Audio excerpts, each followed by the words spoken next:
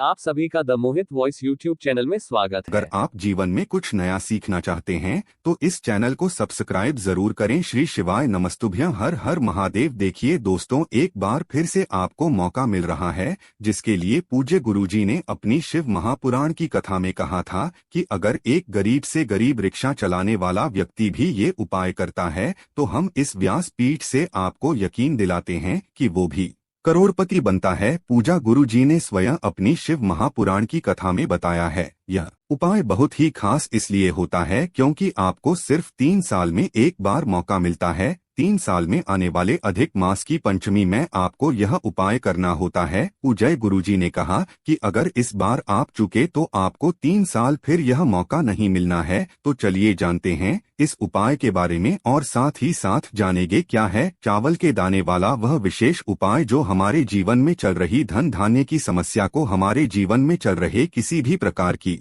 समस्या को समाप्त करने के लिए बहुत ही अचूक होने वाला है। तो चलिए जानते हैं क्या है वो उपाय। लेकिन उससे पहले अगर आप भोलेनाथ जी को सच्चे दिल से मानते हो तो इस वीडियो को लाइक करें और चैनल को सब्सक्राइब करके कमेंट में हर हर महादेव जरूर लिखें। देखिए, अधिक मास की पंचमी तिथि का यह विशेष उपाय पूज्य गुरुजी ने कहा कि हर घर में करना चाहिए। इस बार पंचमी तिथि 5 अगस्त यानी शनिवार के दिन पड़ रही है और ये उपाय आप सुबह 9:40 के बाद पूरे दिन में किसी भी समय कर सकते हैं। बस आपको ध्यान रखना है कि आप माता तो इसी रानी के सामने ये उपाय करेंगे। यहाँ पर बहुत ही खास और गुरुजी ने कहा कि हम यकीन दिलाते हैं कि ये उपाय करने के बाद आपके जीवन से धन धान्य की समस्या हमेशा के लिए समाप्त हो जाएगी। आप जो एक एक रुपए के लिए परेशान रहते हैं वह समस्या आपके जीवन से सदैव के लिए समाप्त हो जाएगी। देखिए, इस वीडियो में हम पंचमी तिथि में किए जाने वाले 2 विशेष उपायों की बात करेंगे। इनमें से जो भी उपाय आपके लिए आसान हो वो आप कर सकते हैं, या फिर दोनों उपाय अगर आप करना चाहे तो फिर दोनों उपाय कर सकते हैं। चलिए बात करते हैं गुरु जी द्वारा बताए गए पहले खास उपाय के बारे में। देखिए, ये उपाय आप चाहे तो गन्ने के रस से कर सकते हैं या फिर गुड़ के जल से कर सकते हैं। इस समय गन्ने का रस हो सकता है आपके क्षेत्र में उपलब्ध ना हो, गन्ने का रस आप लोगों को ना मिल पाए तो फिर आप गुड़ के जल से यह उपाय कर सकते हैं। देखिए, इस उपाय के लिए आप गुड़ के 2-4 छोटे छोटे टुकड़े ले लीजिएगा, उनको चुरा कर लीजिएगा, उनको अच्छे से बिल्कुल बारीक बारीक अपने हाथ से मसल लीजिएगा, यानी उनको बिल्कुल बुरादा टाइप का कर लीजिएगा। देखिए, अब इस गुण को चुरा करने के बाद आप इसको जल में मिला लेंगे। आप चाहे तो आधी कटोरी जल ले लें या फिर आधा कप जल ले लें। इनमें से जितना भी आप जल ले सकते हैं उतना जला लें। आधी कटोरी अगर जल लेते हैं तो उसी हिसाब से आपको गुड़ पीस लेना है, यानी अपने हाथ से मसल लेना है और उस गुड़ को इस पानी में यानी इस जल में आपको मिला लेना है। अब ये आपका गुड़ मिला हुआ जल हो गया है। गुड़ को अच्छी तरह से आप पानी में मिला लेंगे ताकि यह पूरा का पूरा गुड़ पानी में अच्छी तरह से घुल जाए, यानी पानी में अच्छी तरह से मिल जाए। अब ये गुड़ मिला हुआ जल लेकर आपको पहुंच जाना है अपने घर में माता तुलसी के पौधे के सामने। बहुत ही ध्यान से समझेगा इस उपाय को, क्योंकि आपको सिर्फ 3 साल में एक बार मौका मिलता है, इसलिए इस उपाय को करने से आप चुकेंगे नहीं। देखिए, सबसे पहले आपने जो गुड़ का जल तैयार किया है यह लेकर पहुंच गए तुलसी रानी के पौधे के सामने। आप इस जल को आप तुलसी रानी में 7 बार में समर्पित करेंगे। लेकिन समर्पित कैसे करना है वह आपको बहुत ही ध्यान से समझना है। सबसे पहले आप थोड़ा सा जल अपने हाथ में लीजिए, अपने दाहिने हाथ यानी अपने राइट हैंड में थोड़ा सा जल लीजिए और अपना नाम गोत्र बोलिए और तुलसी माता के पौधे में समर्पित कर दीजिए, यानी उनकी जड़ में तुलसी माता के पौधे की जड़ में समर्पित कर दीजिए। फिर दूसरी बार में अपने हाथ में यानी अपनी अंजुली में जल दीजिए और अपना नाम गोत्र बोलते हुए तुलसी माता के पौधे में समर्पित कर दीजिए। ऐसे ही आपको 7 बार यह जल लेना है और 7 बार अपना नाम गोत्र बोलते हुए यह जल आपको तुलसी महारानी के पौधे में समर्पित कर देना है। देखिए, पूज्य गुरुजी ने कहा कि यह उपाय आप शाम को सूर्यास्त के पहले कर लेंगे। सूर्यास्त के बाद आपको यह उपाय नहीं करना है। गुरुजी कहते हैं कि अधिक मास की पंचमी तिथि में अगर हम यह विशेष उपाय करते हैं तो यकीन मानिए हमारे जीवन से धन धान्य की समस्या हमेशा के लिए समाप्त हो जाती है। और यह इस प्रकार से गुड़ वाला जल समर्पित करने के साथ ही साथ आपको अपने मन में ऐसे शुभ भाव रखने हैं कि माता तुलसी की कृपा से आपके जीवन से धन धान्य की समस्या हमेशा के लिए समाप्त हो रही है।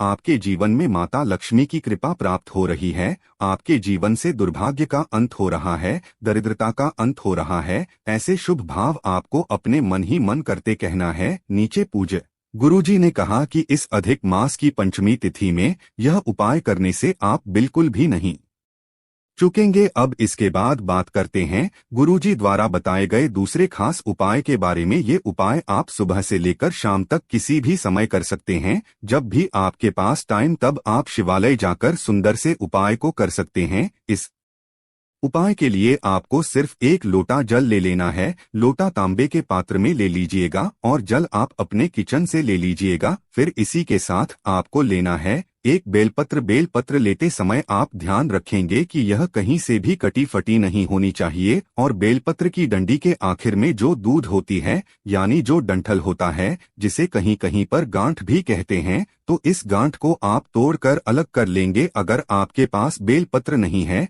तो शिवालय जाकर शिवलिंग के ऊपर चढ़ी हुई बेलपत्र को उठाकर जल से शुद्ध करके उसका भी इस्तेमाल कर सकते हैं। फिर इसी के साथ आपको ले लेने हैं चावल के दाने। 11 चावल के दाने जो भी आप लेंगे उनमें से कोई भी चावल का दाना खंडित नहीं होना चाहिए, टूटा हुआ नहीं होना चाहिए, क्योंकि शिवलिंग में हम लोग कोई भी सामग्री खंडित समर्पित नहीं करते हैं। अब ये सारी सामग्री लेकर आपको पहुंच जाना है शिवालय। ये उपाय आप पूरे दिन में किसी भी समय कर सकते हैं और ये उपाय आप सोमवार के दिन भी कर सकते हैं, शुक्रवार के दिन भी कर सकते हैं और पंचमी तिथि में भी कर सकते हैं। यह उपाय भी आपके जीवन में धन धान्य की समस्या को हमेशा के लिए समाप्त कर देगा। और आपके जीवन में अगर मान लीजिए व्यापार में कोई समस्या चल रही है या फिर आपकी नौकरी में कोई बाधा चल रही है, नौकरी में आपको सही से धन प्राप्ति नहीं हो पा रही है, तो धन प्राप्ति से संबंधित सारे कार्य ही उपाय आपके पूरा कर देगा। लेकिन अब आप शिवालय पहुंच गए। शिवालय पहुंचने के बाद सबसे पहले आप एक काम करिएगा कि दक्षिण दिशा में बैठ जाइए और उत्तर दिशा की तरफ अपना फेस कर लीजिएगा। लेकिन अगर शिवालय में भीड़ है तो फिर पूजा जी कहते हैं ऐसी स्थिति में आप किसी भी दिशा में बैठकर शिवलिंग की पूजा प्रार्थना कर सकते हैं। देखिए, अब सबसे पहले 11 चावल के दाने लेकर आए हैं। उनमें से एक के चावल के दाने को इस एक लोटा जल में डालते जाना है और श्री शिवाय नमः मंत्र का स्मरण करते जाना है। नीचे एक चावल का दाना अपने हाथ में लीजिए और श्री शिवाय नमः मंत्र का स्मरण करिए और इसे एक लोटा जल में डाल दीजिए। फिर दूसरा चावल का दाना लीजिए और श्री शिवाय नमः शुद्ध मंत्र बोलें और जल में डाल दीजिए। ऐसे ही आपको 11 चावल के दाने इसे लौटे जल में डाल देना है और 11 बार श्री शिवाय नमः मंत्र का स्मरण कर लेना है। फिर इसके बाद आप जो एक बेलपत्र लेकर गए हैं उस बेलपत्र को आप अपने दाहिने हाथ में ऐसे रख लेंगे जैसे सामने आपको स्क्रीन पर दिखाया आ रहा है। का दाहिना हाथ यानी आपका राइट हैंड में आपको एक बेलपत्र रख लेनी है। बेलपत्र की चिकनी साइड का हिस्सा ऊपर की तरफ रहेगा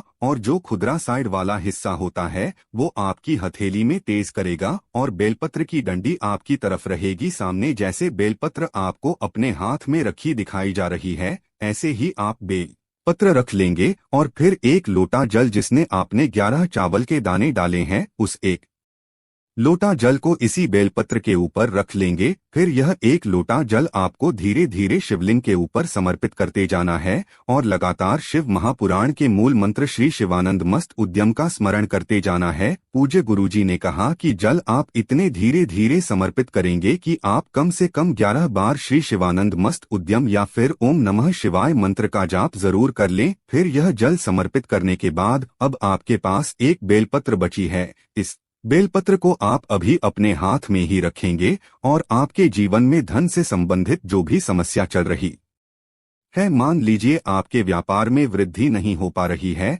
आपके घर में धन की प्राप्ति नहीं हो पा रही है, दरिद्रता दुर्भाग्य लगातार बना हुआ है, आपको नौकरी में अच्छे से पैसे नहीं मिल पा रहे, सही से आपका व्यापार नहीं चला, किसी भी प्रकार की अगर धन से संबंधित कोई दिक्कत चल रही है, उससे समस्या को दूर करने के लिए आप माता अशोक सुंदरी से प्रार्थना कर लेंगे। किन से प्रार्थना करेंगे? माता अशोक सुंदरी से। फिर उसके बाद यह एक बेलपत्र आपको माता अशोक सुंदरी वाले स्थान पर समर्पित कर दे दी है। नीचे माता अशोक सुंदरी वाले स्थान पर जब आप यह बेलपत्र समर्पित करेंगे तो बेलपत्र की चिकनी साइड का हिस्सा माता अशोक सुंदरी वाले स्थान पर खर्च करेगा और बेलपत्र की डंडी का हिस्सा जला आधारित की तरफ रहेगा, जैसा सामने आपको स्क्रीन पर दिखाया जा रहा है। ठीक ऐसे ही आपको यह बेलपत्र समर्पित कर देनी है। अगर आपको माता अशोक सुंदरी वाले स्थान के बारे में जानकारी नहीं है तो सामने आपको पूरा परिवार दिखाया जा रहा है। इसी में जो जलाधारी के बीच में मोटी उठी हुई